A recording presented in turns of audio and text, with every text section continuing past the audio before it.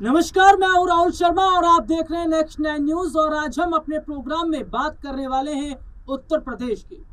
उत्तर प्रदेश की सियासत में एक बार फिर से सियासी उथल पुथल देखने को मिल रही है। केशव प्रसाद मौर्य जो सीएम कुर्सी के लिए काफी समय से लाइन में खड़े थे, वेट कर रहे थे, क्या अब उनका ये सपना पूरा हो जाएगा या फिर योगी आदित्यनाथ ही सीएम कुर्सी पर रहेंगे। आज अपने इस प्रोग्राम में हम बताएंगे केशव प्रसाद मौर्य के बारे में। केशव प्रसाद मौर्य का राजनीतिक सफर कैसा रहा, कैसे पार्टी में उन्हें बड़ी जगह मिली और क्या उनका सीएम सपना अब पूरा हो पाएगा। दरअसल योगी आदित्यनाथ को यूपी का मुख्यमंत्री जब से बनाया गया है, तब से केशव प्रसाद मौर्य उनके साथ हैं। केशव प्रसाद मौर्य को डिप्टी सीएम चुना गया और केशव प्रसाद मौर्य जमीनी नेता के तौर पर भी माने जाते हैं। तो वहीं दूसरी तरफ केशव प्रसाद मौर्य मुख्यमंत्री कुर्सी की रेस में भी हैं। काफी समय से केशव प्रसाद मौर्य को लेकर जो सियासी माहौल है वो गरमाया हुआ है और केशव प्रसाद मौर्य का बार बार दिल्ली आना ये साफ बताता है कि केशव प्रसाद मौर्य की क्या बात पार्टी आलाकमान से हो गई है। क्या केशव प्रसाद मौर्य को लेकर जिस तरीके से स्वामी अभिमुक्तेश्वरानंद सरस्वती ने भी हामी भरी थी, और बीते कुछ समय पहले की अगर मैं बात कर लेता हूं तो विपक्ष के भी कुछ लोग ये बोल रहे थे योगी से बेहतर तो केशव। तो क्या केशव प्रसाद मौर्य ही होंगे अगले मुख्यमंत्री।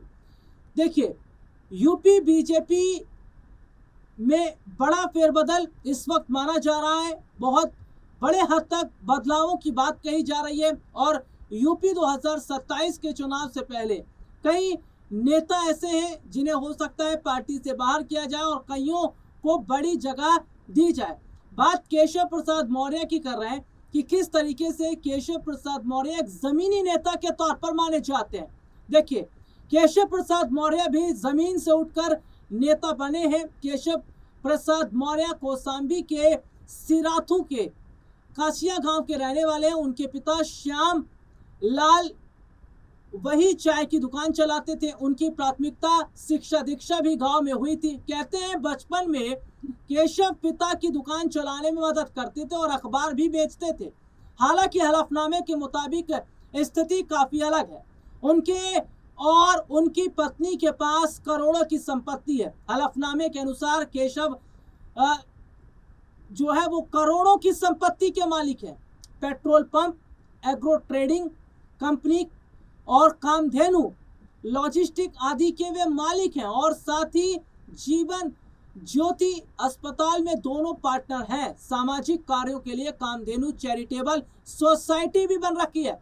राजनीतिक जीवन विश्व हिंदू परिषद के कार्यकर्ता के रूप में केशव ने 18 साल तक गंगा पार और यमुना पार में प्रचारक रहे। वो साल 2022 में शहर पश्चिमी विधानसभा सीट से उन्होंने भाजपा प्रत्याशी के रूप में राजनीतिक सफर शुरू किया। उन्हें बसपा प्रत्याशी राजू पाल ने हराया था। इसके बाद साल 2007 के चुनाव में भी उन्होंने इसी विधानसभा क्षेत्र से चुनाव लड़ा। इस बार भी उन्हें जीत तो हासिल नहीं हुई है। वहीं अब उनकी नजर साल 2027 के यूपी चुनाव पर है। दरअसल केशव प्रसाद मौर्य ने सीएम कुर्सी के लिए दावा ठोक दिया है। उनका कहना है कि आगामी चुनाव में उन्हें ही मुख्यमंत्री चेहरा बनाया जाए। हालांकि पार्टी आलाकमान ने अभी तक कोई बड़ा फैसला नहीं लिया है, लेकिन माना जा रहा है कि इस बार केशव प्रसाद मौर्य को सीएम चेहरा बनाया जा सकता है। अगर ऐसा हुआ तो यूपी चुनाव में इसका बहुत बड़ा असर देखने को मिलेगा। हालांकि यूपी चुनाव से पहले जो सर्वे सामने आए हैं उसमें योगी आदित्यनाथ को मुख्यमंत्री के तौर पर दर्शाया गया है। यहाँ गौर करने वाली बात यह है कि उत्तर प्रदेश की जनता योगी आदित्यनाथ पर भरोसा कर रही है, क्योंकि उत्तर प्रदेश में जो काम प्रदेश के मुख्यमंत्री योगी आदित्यनाथ ने किया है, चाहे वो कानून व्यवस्था को लेकर हो, शिक्षा को लेकर हो, रोजगार को लेकर हो या अन्य चीजों को लेकर हो, तो जो काम उन्होंने किया है इससे प्रदेश की जनता बहुत ज्यादा प्रभावित है उनसे। और सबसे बड़ी बात यह है कि योगी आदित्यनाथ अपने ऑन द स्पॉट फैसले के लिए जाने जाते हैं, क्योंकि योगी आदित्यनाथ की डायरी में शायद एफआईआर या तमाम और चीजें नहीं लिखी हैं, क्योंकि अभी तक उत्तर प्रदेश में जितने गुंडे माफिया थे उनका सीधा एनकाउंटर कर दिया गया, क्योंकि ये बाबा की सरकार है, ये बुलडोजर वाले की सरकार है। क्योंकि यहाँ अगर कानून का उल्लंघन हुआ और यहाँ अगर अपराधी अपराध करके भागा तो उसके घर पर बुलडोजर चलना तय है। इतना ही नहीं, उसका बचना भी नामुमकिन है, क्योंकि ये योगी की सरकार है, ये इसी तरीके से इंसाफ करती है। हालांकि यूपी चुनाव से पहले केशव प्रसाद मौर्य की अगर मैं बात करूं तो केशव मौर्य काफी समय से सीएम कुर्सी के लिए इंतजार कर रहे थे। स्वामी आविमुक्तेश्वरा नंद सरस्वती ने हाल ही में ये कहा था कि योगी आदित्यनाथ से बेहतर अगर कोई मुख्यमंत्री है तो वो केशव प्रसाद मौर्य है। केशव प्रसाद मौर्य को मुख्यमंत्री होना चाहिए, राज्य में जिम्मेदारी संभालनी चाहिए। तो जो मौजूदा समय की स्थिति है वो ये बताती है कि क्या केशव प्रसाद मौर्य इस उम्मीद में है कि क्या केशव प्रसाद मौर्य को लग रहा है कि उन्हें मुख्यमंत्री बनाया जाएगा। हालांकि योगी आदित्यनाथ ने साफ कह दिया था यूपी विधानसभा के सत्र के दौरान कि वो योगी हैं, उन्हें कुर्सी का लालच नहीं है, उन्हें पद का लालच नहीं है। अगर लालच होता तो वो मठ में भी ये चीजें हासिल कर सकते थे।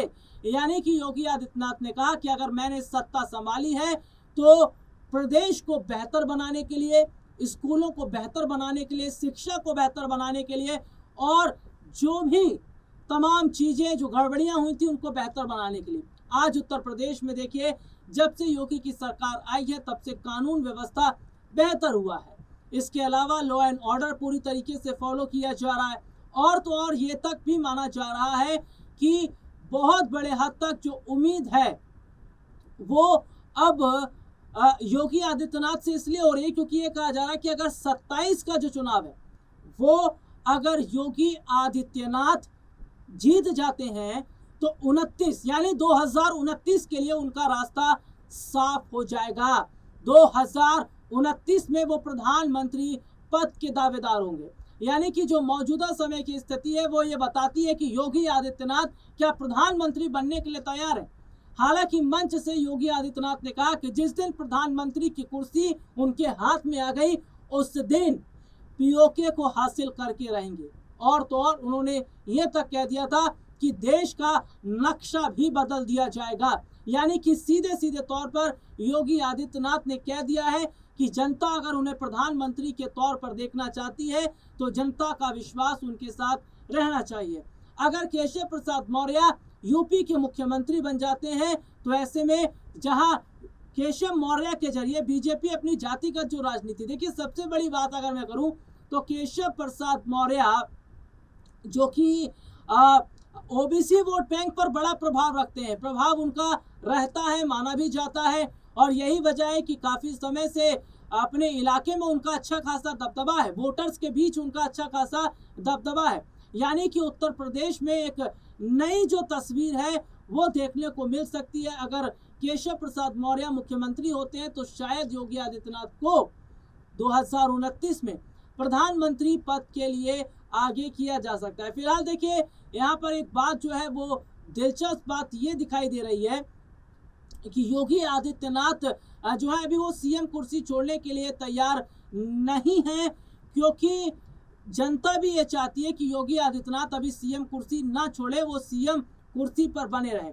दूसरी ओर जो आगामी स्थिति इस वक्त है, जो हालात इस वक्त है, वो ये साफ तौर पर बताती है कि बहुत बड़े हद तक मामला जो है वो अलग नजर आ रहा है, तस्वीरें जो है वो अलग दिखती नजर आ रही है। देखिए उत्तर प्रदेश में सियासी बदलाव दिखाई दे रहा है, उत्तर प्रदेश में सियासी तस्वीर है जो सामने नजर आ रही है और अगर प्रदेश के अंदर ये बड़ा बदलाव होता है तो शायद वोट बैंक की जो तस्वीर है वो भी बदलती नजर आएगी। देखिए अपने दर्शकों को यहाँ पर बताना चाहेंगे, उत्तर प्रदेश में जो 2027 में चुनाव होने वाले हैं उस चुनाव से पहले समाजवादी पार्टी की तरफ से भी बड़ी तैयारी है। अखिलेश यादव जो कि पीडीए की बात करते हैं, पिछड़ा दलित और आदिवासी तबका, और तो और उनका जो M22 समीकरण है वो भी बहुत बड़े हद तक प्रभाव कर सकता है। इसके अलावा वो जो वोट बैंक की अगर मैं यहाँ पर बात कर लेता हूँ, जो ब्राह्मण वोट बैंक है, ब्राह्मण वोट बैंक को ब्राह्मण वोट बैंक को तोड़ने की बात हो रही है और अपने तरफ खींचने की बात हो रही है, इससे भी बहुत बड़े हद तक प्रभाव माना जाएगा। देखिए, उत्तर प्रदेश का जो चुनाव है वो 2029 में वाकई बहुत ज़्यादा प्रभाव डालेगा, क्योंकि यूपी से होकर ही दिल्ली का रास्ता जाता है। यही वजह है कि दिल्ली में बैठे पार्टी आलाकमान पूरा जोर लगा रही है। दिल्ली में बैठकर पार्टी आलाकमान का पूरा फोकस है यूपी में भारतीय जनता पार्टी की ही सरकार बने, क्योंकि बीजेपी की सरकार अगर उत्तर प्रदेश में बनेगी तो अपने आप ही दिल्ली का रास्ता साफ हो जाएगा। बिहार में तो सरकार बना ही ली है, महाराष्ट्र में सरकार है ही, तो 3 बड़े राज्यों की अगर मैं बात कर लेता हूँ, महाराष्ट्र, बिहार और उत्तर प्रदेश। महाराष्ट्र और बिहार में बीजेपी को कोई खतरा नहीं है, लेकिन उत्तर प्रदेश में जो चुनाव होने वाले हैं उसको लेकर बीजेपी के अंदर अभी से मंथन का दौर नजर आ रहा है, अभी से बहुत बड़े हद तक बदलाव की स्थिति नजर आ रही है। और तो और सबसे बड़ी बात जो है वो ये दिखाई दे रही है कि यहाँ हालात जो है वो अलग दिखाई दे रहे हैं, क्योंकि उत्तर प्रदेश में जहाँ मैं अगर अखिलेश यादव का जिक्र कर लेता हूँ, तो अखिलेश यादव ने ऑफर दिया था 100 लाइए, यानी कि 100 विधायक लाइए और मुख्यमंत्री बन जाइए। तो मुख्यमंत्री बनने की यहाँ पर जो बात हो रही है, उन्होंने केशव मौर्य को ऑफर दिया था। क्या केशव प्रसाद मौर्य उस ऑफर को स्वीकार करेंगे, यानी कि क्या समाजवादी पार्टी के साथ वो जुड़ेंगे?